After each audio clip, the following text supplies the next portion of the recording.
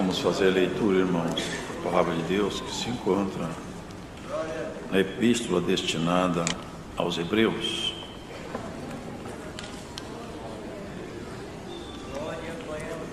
Glória ao teu nome, Senhor. Passamos a leitura no capítulo de número 12.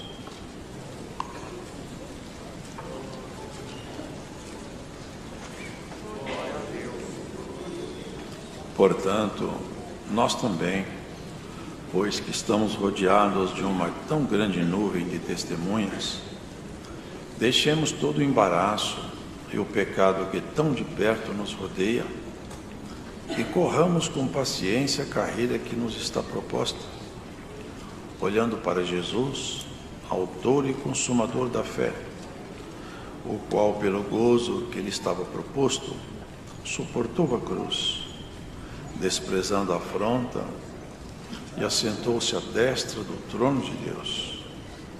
Considerai, pois, aquele que suportou tais contradições dos pecadores contra si mesmo, para que não enfraqueçais, desfalecendo em vossos ânimos. Ainda não resististes até ao sangue, combatendo contra o pecado, e já vos esquecestes da exortação que argumenta convosco como filhos. Filho meu, não desprezes a correção do Senhor, e não desmaies quando por ele fores repreendido. Porque o Senhor corrige o que ama e açoita a qualquer que recebe por filho.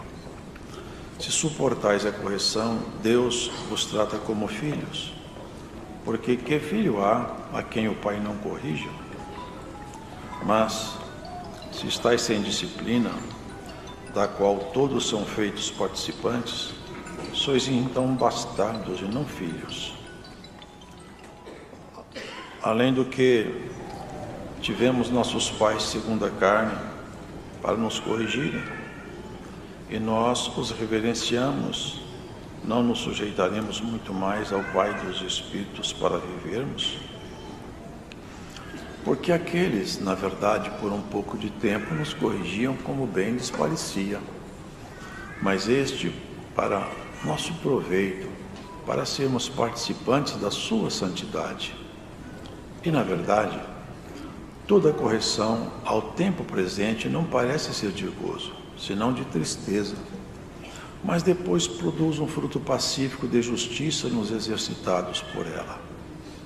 Portanto, tornai a levantar as mãos cansadas e os joelhos desconjuntados, e fazei veredas direitas para os vossos pés, para que o que manqueja se não desvie inteiramente, antes seja sarado. Segui a paz com todos e a santificação, sem a qual ninguém verá o Senhor. Tendo cuidado de que ninguém se prive da graça de Deus, e de que nenhuma raiz de amargura, brotando, vos perturbe, e por ela muitos se contaminem. E ninguém seja fornicário ou profano como Esaú, que por um manjar vendeu o seu direito de primogenitura, porque bem sabeis que, querendo ele ainda depois herdar a bênção, foi rejeitado, porque não achou lugar de arrependimento, ainda que com lágrimas o buscou.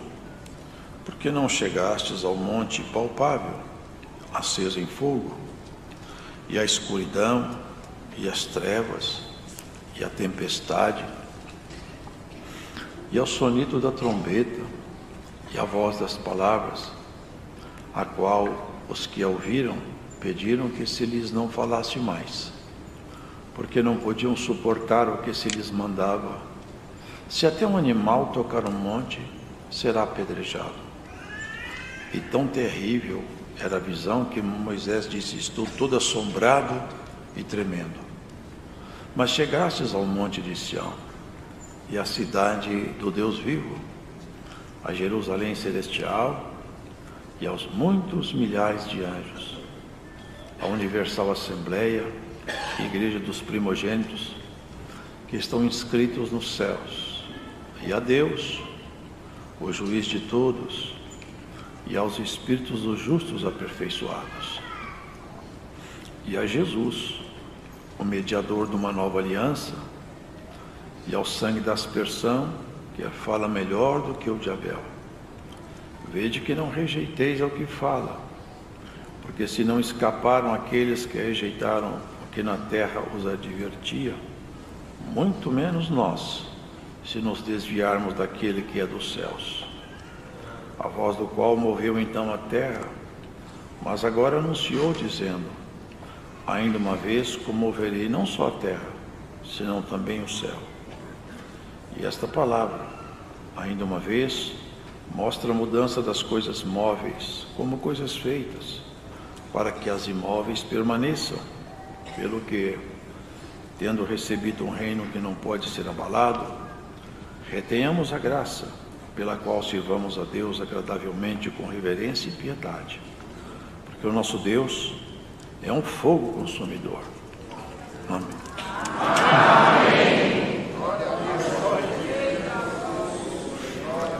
O servo de Deus, ao enviar essa epístola, recordava os seus leitores e ouvintes, porque também ela era lida, de uma realidade maravilhosa que está descrita aqui mesmo, no capítulo 11 anterior. Aqui fala de Abel, de Enoque e de tantos homens. Ele fala, portanto, nós também, pois que estamos rodeados de uma tão grande nuvem de testemunhas, deixemos todo o embaraço e o pecado que tão de perto nos rodeia e corramos com paciência a carreira que nos está proposta. Aqui ele faz memória de Abel, Abraão, Isaac, Jacó, Moisés, Enoque, trasladado vivo, porque alcançou um testemunho que agradou a Deus. Elias, levado no redemoinho aos céus. Eliseu, Daniel. Ele fala, olha, presta atenção, há uma grande multidão de testemunhas e nós estamos rodeados por elas. Por quê? Elas têm muito a ver conosco, porque eles creram em Deus como nós, eles eram humanos como nós.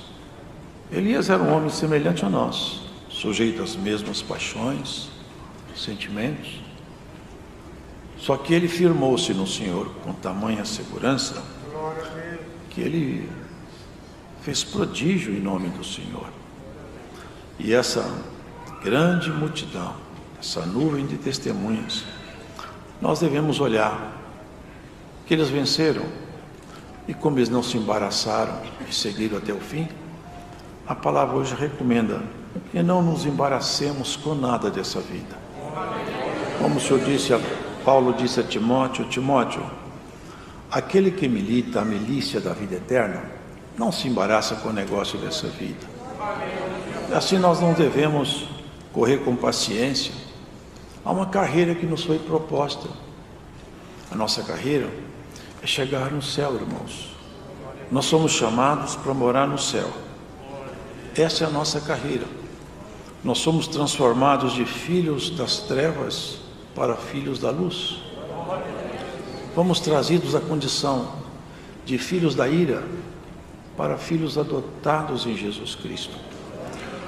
Por isso, qualquer dificuldade que a gente tenha, paciência é ciência dos santos.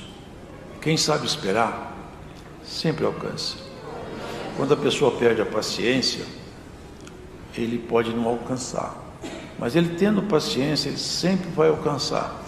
O homem sábio exercita a paciência e não se embaraça com nada. Olhemos nossa vida, irmãos. Se alguma coisa caminha para nos embaraçar, o que seria esse embaraço? Atrapalhar a nossa vida espiritual. Nós não podemos permitir que nada atrapalhe a nossa carreira. É uma comparação. Ele comparava com aqueles atletas, sabe, irmãos, gregos. Eles faziam aquelas corridas. Você já deve ter visto. As pessoas correm, estão tão determinados a correr, que o corpo já não responde mais. Eu já vi isso. As pessoas estão na reta de chegada, mas o corpo já não consegue responder comandos, ele está exaurido, exausto. A pessoa anda como um robô. O corpo já não aguenta mais, mas a determinação do atleta, eu chego até na linha. Não sou o primeiro, mas eu chego lá. Eu já vi pessoas tremendo. Quando chega na linha, ele desmaia. Mas antes da linha eu não paro. Não desanime, irmãos. Nós temos que chegar lá. O que era impossível para nós foi feito pelo autor da fé. Ele fala em seguida, olhando para Jesus. Nós vamos correr olhando para Jesus, como se olha para Ele, buscando nele as forças e as condições necessárias. Autor e consumador da fé, o qual pelo gozo que lhe estava proposto suportou a cruz, desprezando a afronta. Irmãos,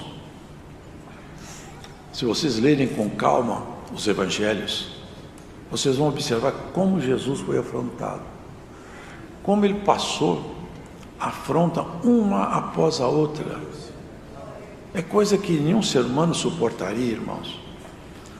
Enterraram uma coroa de espinho na cabeça dele, brincavam com ele, blasfemavam, riam, deram bofetadas no seu rosto e tentaram condená-lo com mentira, mas como ele é a própria verdade, a mentira não poderia condená-lo. Ele só foi condenado quando invocaram a própria verdade. Fala-nos se tu és o Filho de Deus. Ele falou assim, eu sou, não posso negar.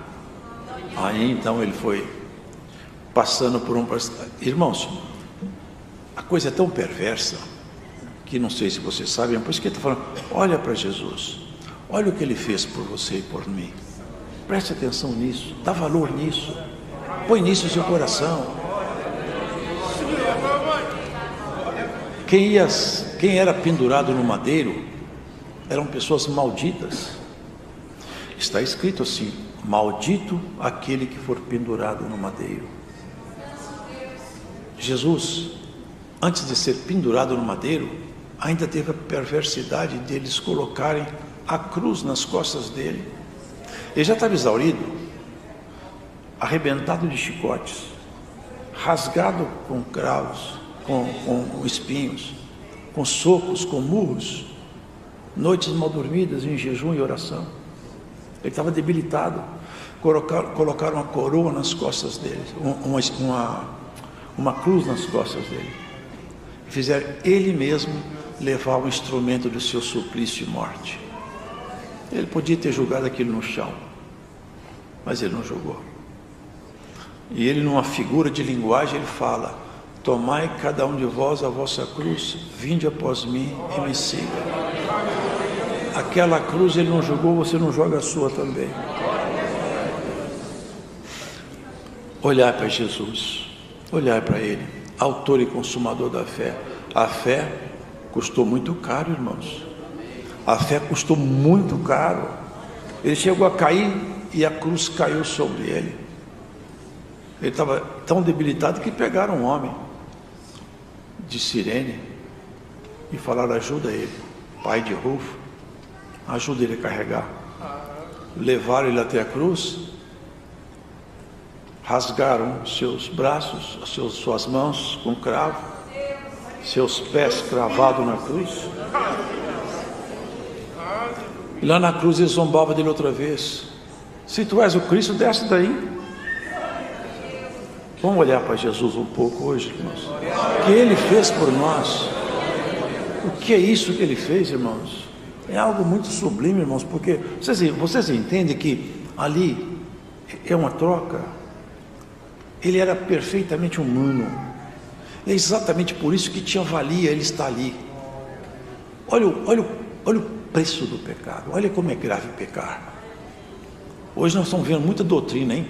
Relativizando o pecado, fazendo o pecado ser uma coisa trivial. O pecado é uma coisa tão nojenta e séria que Deus não poupou seu filho. E olha que ele pediu, hein? Pai, se for possível, passa de mim esse cálice. e ele ouviu só um silêncio de retorno. O Senhor no silêncio dizia: o preço do pecado é a morte. Quem peca, a alma que pecar, essa morrerá. Todos os homens morreram. Agora, um homem morre por todos, sem mancha, sem mácula, sem pecado, puro e incontaminado.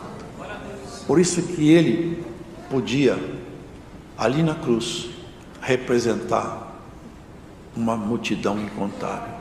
Como cantamos no hino hoje: salvou-se uma multidão pela obra que ele fez.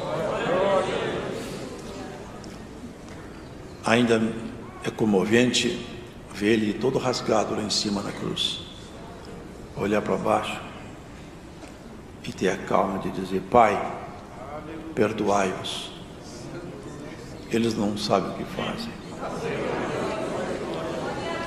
A falta de compreensão, de luz.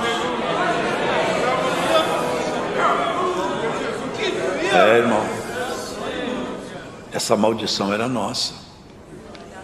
E não é só de cruz, porque essa de cruz ainda não era tudo. Nós íamos descer até as partes mais baixas dos abismos. Olhai para Jesus, autor e consumador da fé. Foi assim que ele conquistou a nossa liberdade. Todo mal, todo castigo que o pecado requer, e Deus não relativiza as suas ordens. Preciso de castigar o pecado com a morte, e tem o preço que a morte traz. Ali na cruz, Jesus estava trazendo sobre ele todos os nossos pecados. Os pecados nossos não entraram nele. Jesus não se contaminou em momento nenhum. Jamais pecado entrou nele. Aquilo ali, sabe o que era? Foi a ele cobrado o pecado nosso. Ele pagava o nosso pecado. Por isso que fala: corra para a carreira que está proposta para você. Dá valor nessa obra que Jesus fez, tão maravilhosa, tão santa, tão pura, que nos transformou, irmãos, de seres naturais para filhos adotados. Nós somos filhos de Deus. Nós não éramos filhos, agora nós somos filhos. Suportou a afronta, desafiavam ele. Suportar afronta é só para quem conhece Jesus, porque o homem natural não suporta afronta.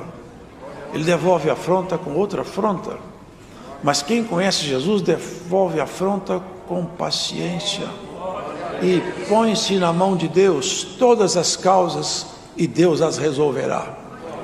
E se alguma afronta chegou até você, deixa na mão do Todo-Poderoso.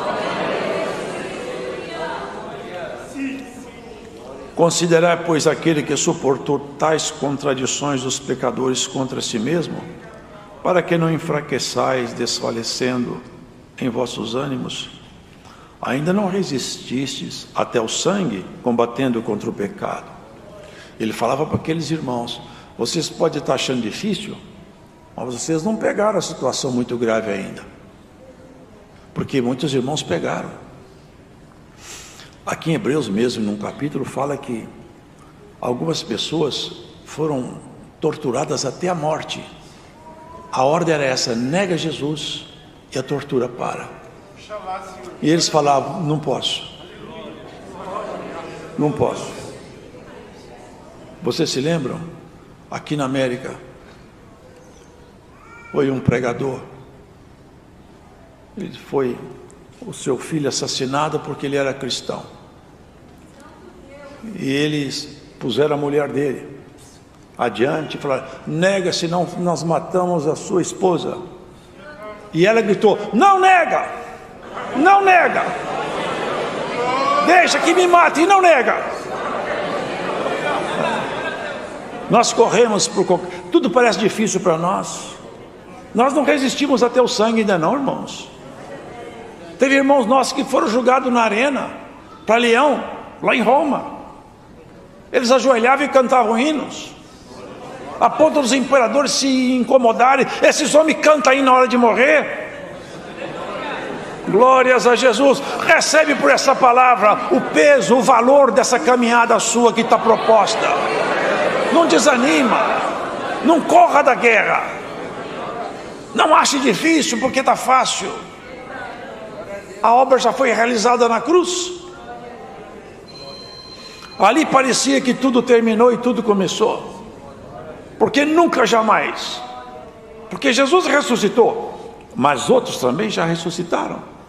A diferença é que Jesus, ele não foi assassinado pela sua fraqueza, ele se fez fraco por nós, ele se deixou matar. Ele falou: ninguém toma minha vida de mim, eu mesmo a dou e torno a tomá-la de volta. Glórias ao Senhor. E morto, ele ressuscitou para nunca mais morrer. A morte foi tragada na vitória.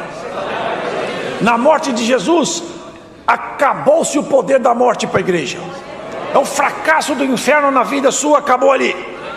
O fracasso do inimigo está ali cravado na cruz e hoje proclamado na congregação. Bendito seja Jesus Cristo nosso Senhor. E essa obra maravilhosa que ele realizou, e ela está de pé até agora, porque ali na cruz já não tem mais nada, porque a cruz acabou-se, ninguém sabe onde ela está. Mas a cruz, que ela simboliza o sacrifício que ele fez, se levanta diariamente para justificar cada um de nós. Jesus morto? Não, Jesus ressuscitado. Aqui fala, assentou-se à destra do trono. Numa linguagem figurativa, é o trono, à direita está lá, ó, aquele caso lá embaixo é comigo. Aquele que orou lá, atende porque ele crê em mim, anda buscando santificação. Ele ministra lá em cima comando, ou voz de comando, até para os anjos, como foi orado. Manda anjo, irmão, você sabe isso, os anjos são espíritos que ministram a favor da igreja. Nós nunca fazemos petição para anjo, nós sempre pedimos a Deus, no mérito de Jesus. Mas ele cuida ele tem seus anjos para trabalhar a nosso favor. E se alguma causa aí está precisando de ajuda, ele tem lá em cima bastante que anda interessado em descer aqui para trabalhar. O céu nunca teve crise no céu. Lá no céu nunca entrou falência, nunca entrou mentira, engano, inflação, ladrão, prostituta, ladrão, nunca vão entrar lá. Lá é lugar santo, puro, comando é todo pelo poder do Senhor. Aqui na terra é uma bagunça só. Cada canto que se vê, só se vê a miséria. É o pecado, é a mentira, é o engano, é o choro, é o lamento. Ainda ontem o irmão estava contando a vida dele para mim. Largou ele com os seus irmãos, com sua mãe. Saiu de casa, abandonou, vendeu a casa e viveu debaixo das pontes, dos viadutos, muitos anos, até ser transformado pelo Espírito Santo. E hoje ele também está militando na milícia da vida eterna.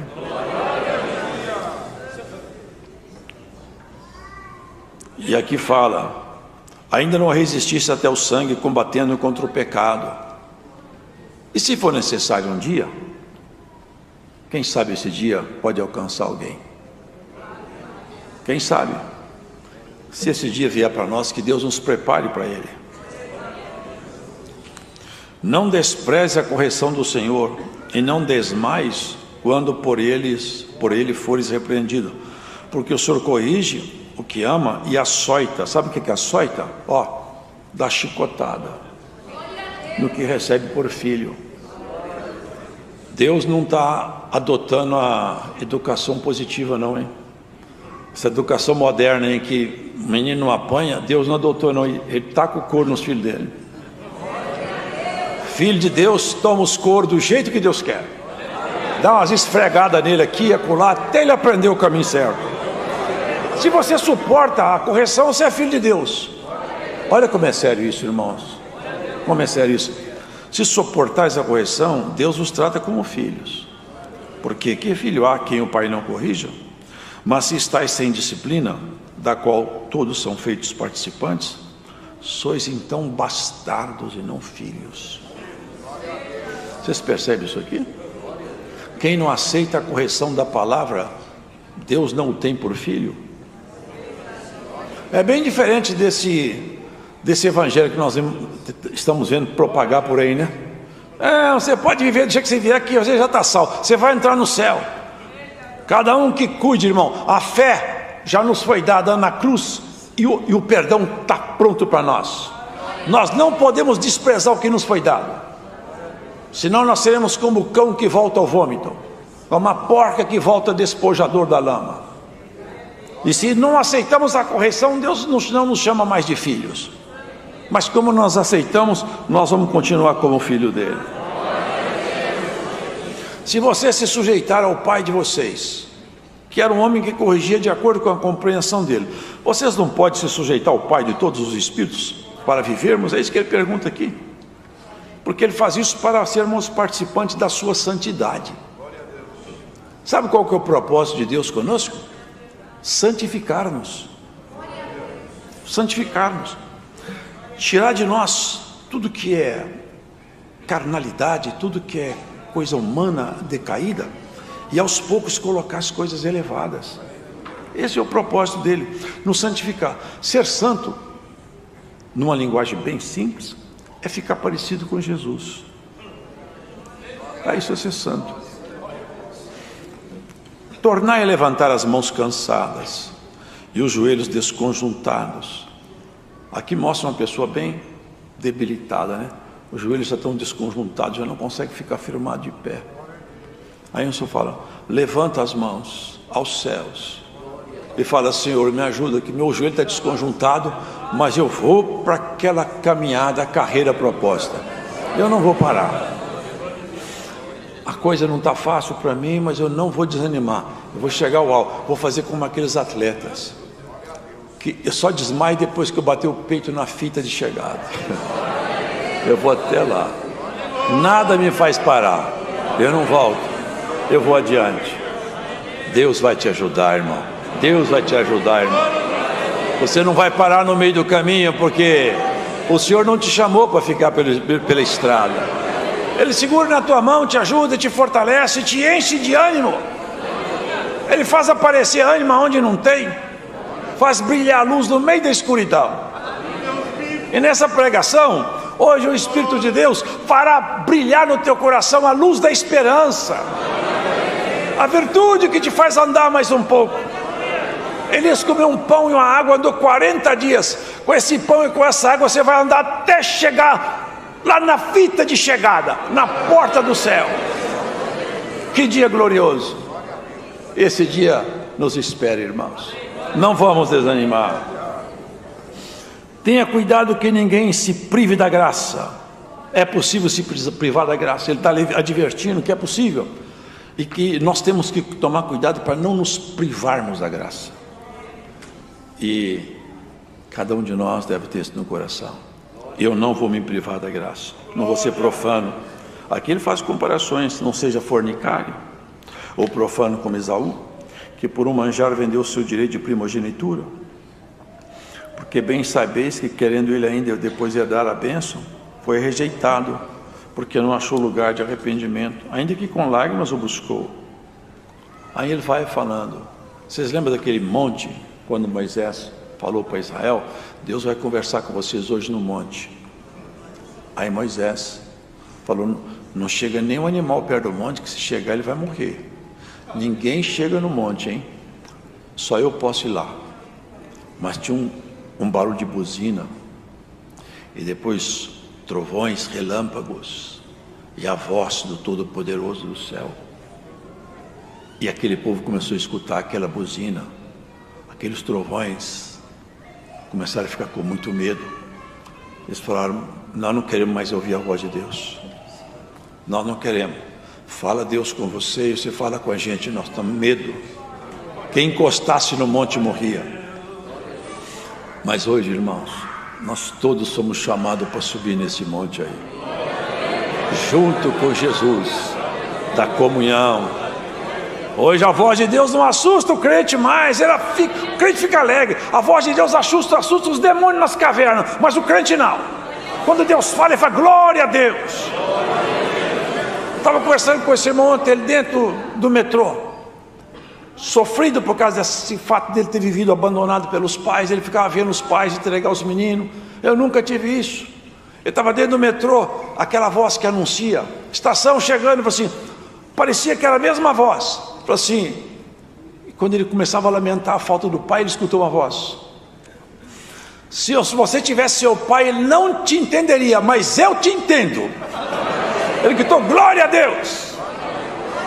Sabe por quê, irmãos? A voz de Deus não nos mete medo, nos enche de alegria, de esperança. É a voz do Pai. As pessoas não têm mais, eles não acreditam mais em nada, nem que Deus se comunica com os homens. Deus nunca deixou de falar com o ser humano, nunca. Ele sempre criou uma linha por intermédio da qual ele fez com que chegasse todo o tempo, tivesse algum representante dele. E aqui tem muitos representantes hoje, adotados como filhos. E se ele te pegar, puxar a orelha, te der uma palmada, você vai falar: eu aceito tudo isso aí porque eu sou filho, eu não sou bastardo. Ele corrige a gente de várias maneiras, irmãos. A pedagogia dele, ele várias formas de nos corrigir. Através de uma palavra, através de um conselho, através de uma decepção, né? De um problema sério na vida. Nós vamos aprendendo. O fato é que nós vamos chegar lá adiante, irmãos, aperfeiçoado. Vocês não ouviram o sonido da trombeta? A voz das palavras a qual os que a ouviram pediram que se não lhes não falasse mais, porque não podiam suportar o que se lhes mandava.